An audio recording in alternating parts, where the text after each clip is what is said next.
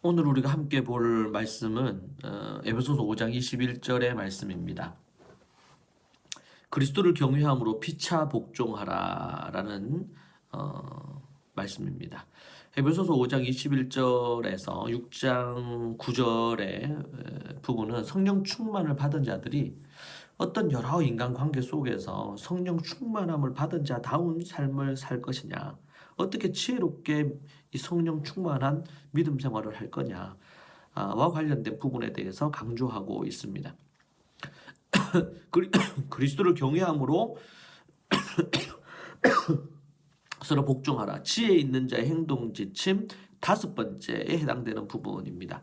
그리스도인이 성령 충만한 가운데 살아갈 때에 어떻게 행해야 될지 관련된 부분에 대한 얘기를 하고 있는데요.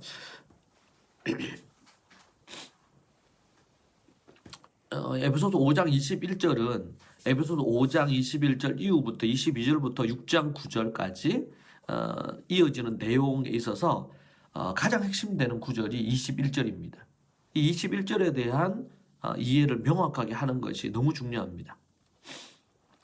자, 지혜 있는 자의 행동 지침 5번째로는 그리스도를 경외함으로 서로 복종하는 건데요. 그리스도인이 성령 충만한 가운데 살아갈 때 나타나는 매우 중요한 특징은 복종입니다. 복종.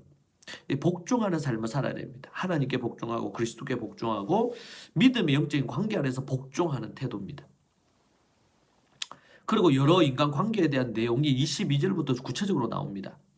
자, 그런데 거기에 가장 핵심되는 게 뭐냐면 그리스도를 경외함으로 피차 복종하는 겁니다. 피차 복종을 하는데 우리는 일반적으로 생각할 때 복종해라. 누군가에게 복종해라. 이렇게 얘기한단 말이에요. 그런데 성경 우리 뭐라 그리스도를 경외함으로 이렇게 표현하고 있고 다른 성경에서는 주 안에서 순종하라.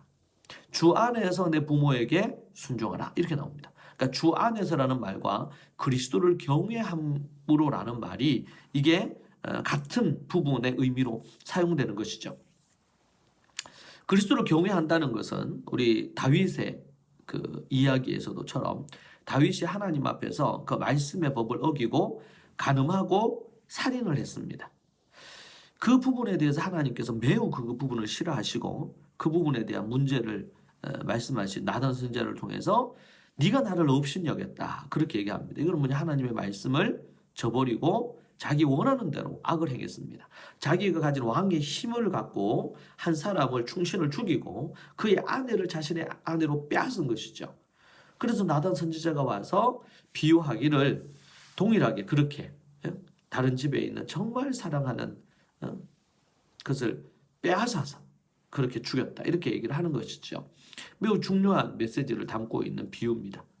자, 그런 부분에서 그리스도께 순종하거나 복종하지 않았습니다. 주 안에서 순종하지 않았습니다. 이제 그런 부분에 대한 얘기를 하는 겁니다.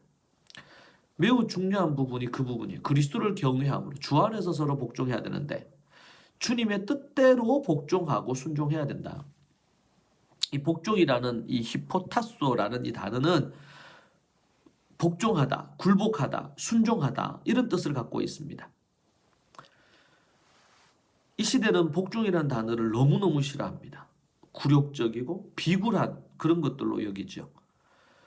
그런 시대 속에 우리가 살다 보니까 성경에서 이 복종하라, 오늘 나오죠. 복종하라, 아니면 순종하라 이런 게 나오면 왠지 성경 말씀이고 예수님 말씀이고 하나님 말씀이고 사도 바울의 말씀이고 하나님의 말씀이지만 이게 그냥 그대로 딱 안 받아들여지는 거예요.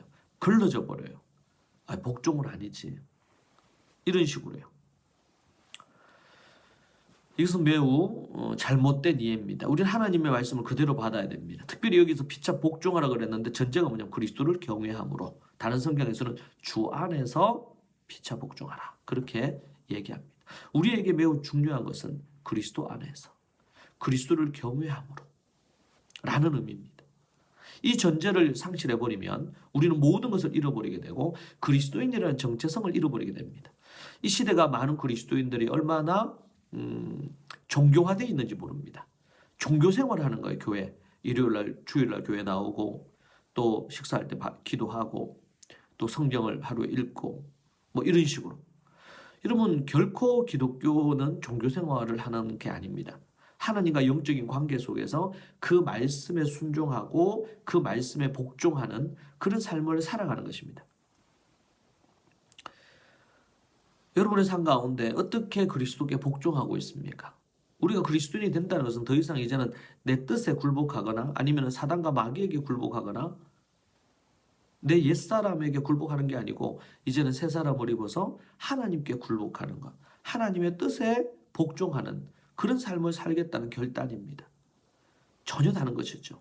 주인을 바꾸는 겁니다. 예전에는 악한 마귀 사단의 종이었습니다. 이제는 그리스도의 종이 되었고 그리스도의 뜻에만 복종하고 순종하겠다. 이렇게 되는 것입니다.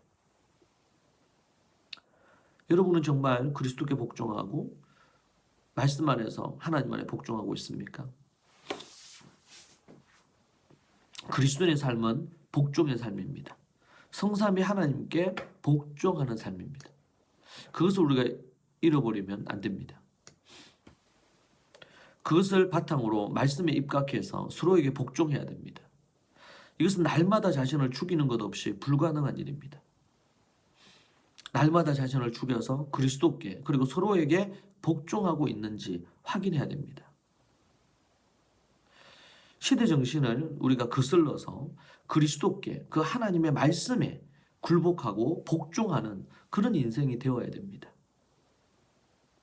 하나님 앞에서 믿음으로 우리가 나아가기를 원하고 날마다 하나님 앞에 이 시대의 정신을 거슬러서 말씀의 정신으로 하나님의 뜻의 정신으로 나아가기를 소망합니다. 하나님 앞에 믿음으로 서는 여러분들이 되시고 오늘 하루도 그리스도를 경외하고 그리스도께 복종하는 여러분들이 되시기를 바랍니다. 하나님 앞에 그렇게 우리가 오늘 이 말씀을 붙들고 여러분 기도하시면 좋겠습니다.